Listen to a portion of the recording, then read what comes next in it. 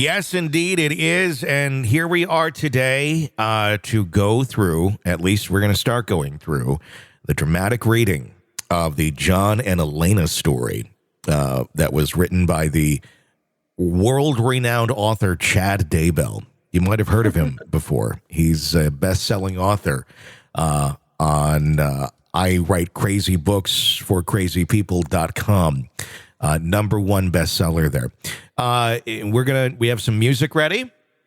This is what, believe me, this is crazy. This whole thing was sent through text message. Stacy initially thought this is the book, but no, this is all through text message. That's a lot of typing. Oh, yeah. It's a lot of typing. A lot of, and it makes you wonder, like, was it all typed? Did he do text to voice when he was doing this? Or how exactly did he get into his rhythm? I'm guessing because there are grammatical errors in here, he did not do type to text or That's text true. Voice text, because Siri knows how to do things. So this was typing. So this is these messages indicating that the talk of reinstating the restraining order was in regards to Melanie and Brandon. That's talked about in here. Continuing to read through the messages between Chad and Lori, she asked him to clear Melanie's new house of any bad spirits. Chad stated that he was working on the house, but he was having to break down bad spirits that Brandon created. He also stated that he was able to detect these 3 listening devices in her new house, and he directed Lori to where they were through his prophetic abilities. But here we go. This is the beginning of the texts between Chad and Lori. Should I start? If you'd like to, go ahead. Okay, here we go. Let's do this. And I'm heading to bed so I can come snuggle tightly against you. I adore you. You are truly my best friend on earth and throughout eternity. See you in a minute. Butterfly, butterfly, butterfly. Kiss emoji, fire, fire, fire emoji.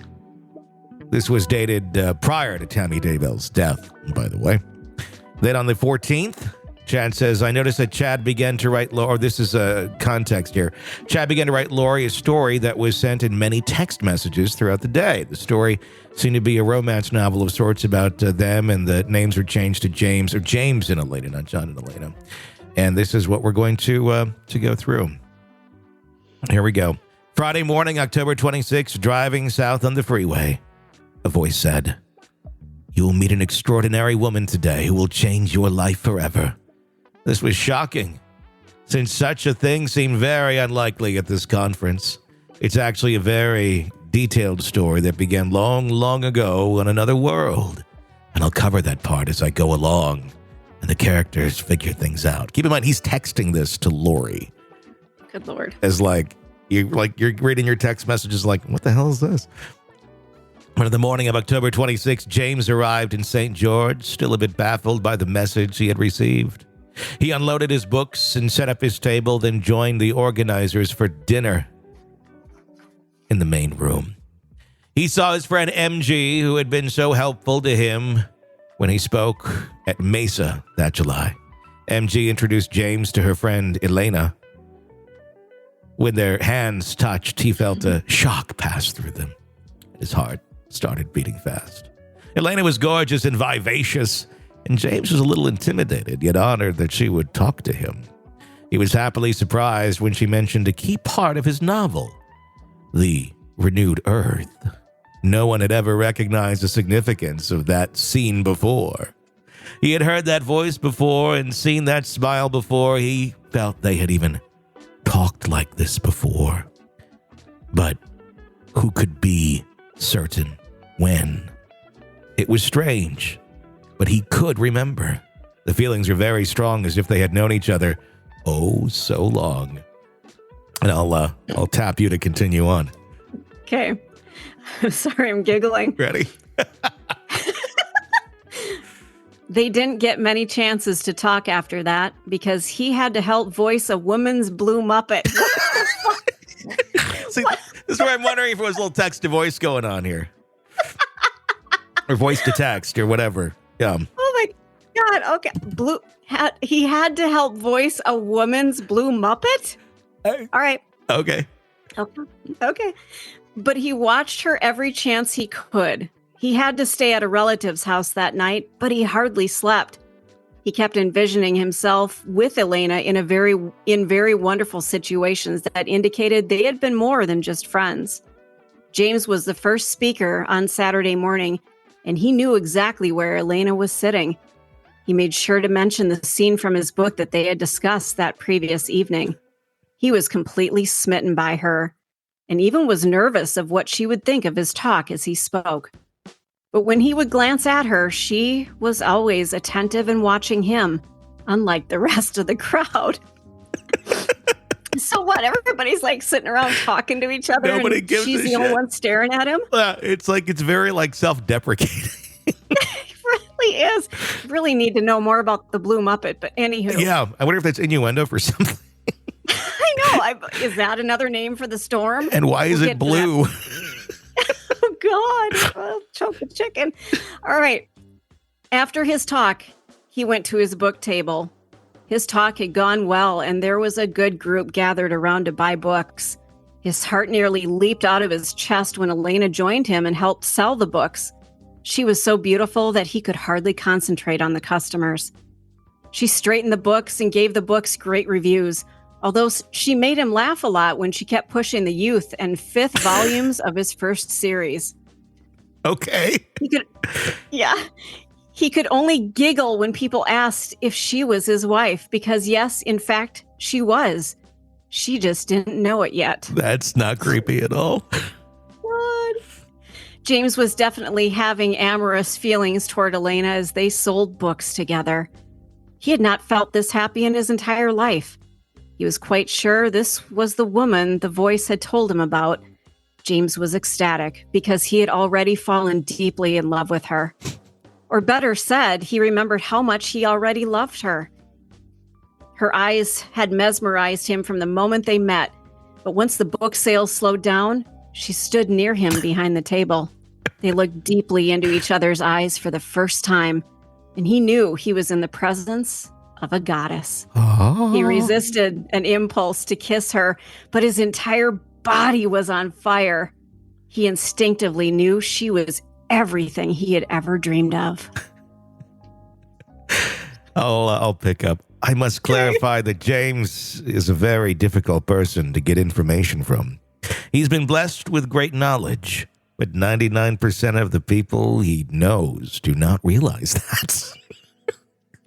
Everybody thinks he's a dumbass, but he really thinks he's got all this great knowledge. God. He's very guarded, and it is a great task to gain his trust. But as Elena leaned forward, and asked a couple of very insightful questions, his heart burst with joy. He knew she was one, if the very few people on earth he could trust.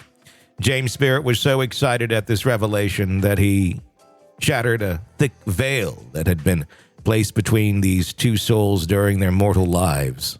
The thick veil had been placed because of the unique, unparalleled love James and Elena had shared in previous lifetimes. That veil had prevented them from finding each other until this appointed day that would be remembered throughout the heavens as the true beginning of a spectacular mission that would save millions of souls and defeat the forces of darkness. James' physical attraction to Elena was almost overwhelming, but he was equally drawn to the spiritual energy that was radiating from her. As they talked, it was confirmed to him that they had indeed been married before and were eternal companions.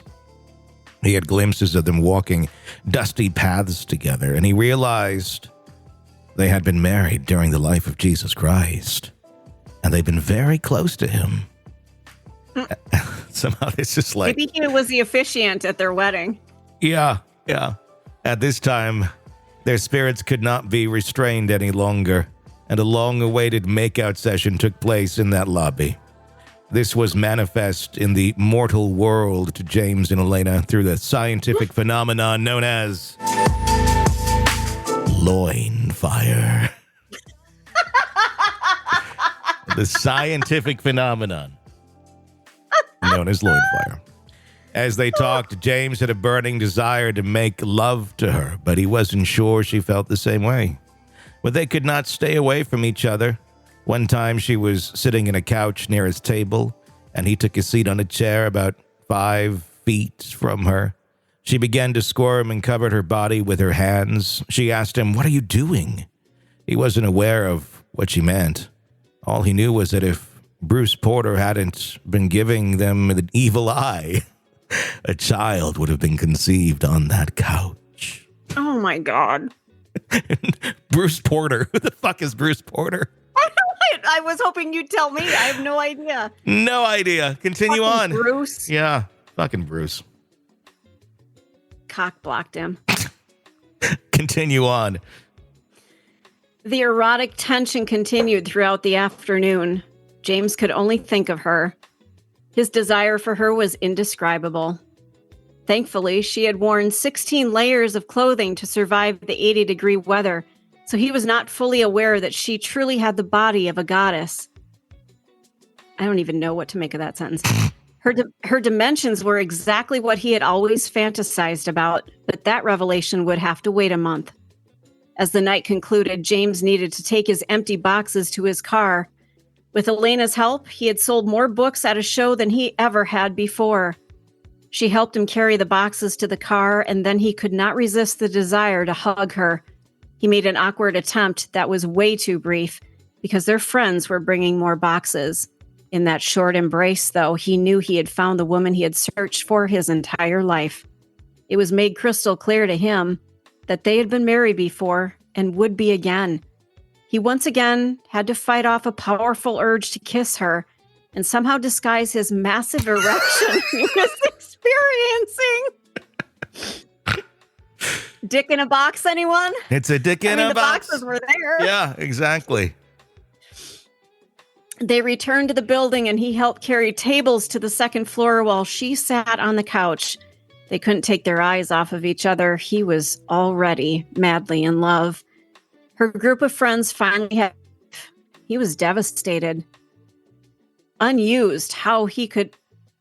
Well, this is his writing. Yep. Unused how he would ever contact her again. Then her spirit took over and asked him, "Can I get your cell number in case I have some questions?" They exchanged numbers, and then they gave each other a long hug goodbye. It was the most wonderful, electric, delicious hug he had ever felt. Then he watched her walk away, knowing she was truly going to change his life forever. End of chapter 1. Audible hopes you enjoyed this book. Oh, God.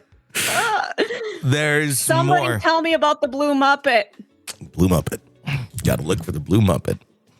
That isn't... No, Elmo is red. Who's blue? Cookie Monster. Oh, ew. Grover. Yeah. Okay. Yeah, I think there's a couple others. I can't think of their names, but yeah. And Chad Daybell's cock.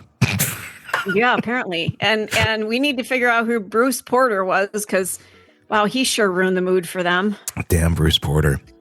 Chapter 2, we'll jump into that one tomorrow on the program as we continue to go through the love letters and the epic love journey of James and Elena, otherwise known as Chad and Lori Daybell. Stay close and stay sexy.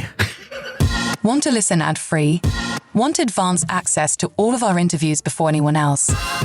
Become a True Crime Today Premium Plus subscriber on Apple Podcasts. You get every episode commercial-free. So you can binge on true crime until you can binge no more. Search True Crime Today Premium Plus on Apple Podcasts now, or go to our podcast page and sign up now. More of the Hidden Killers podcast next.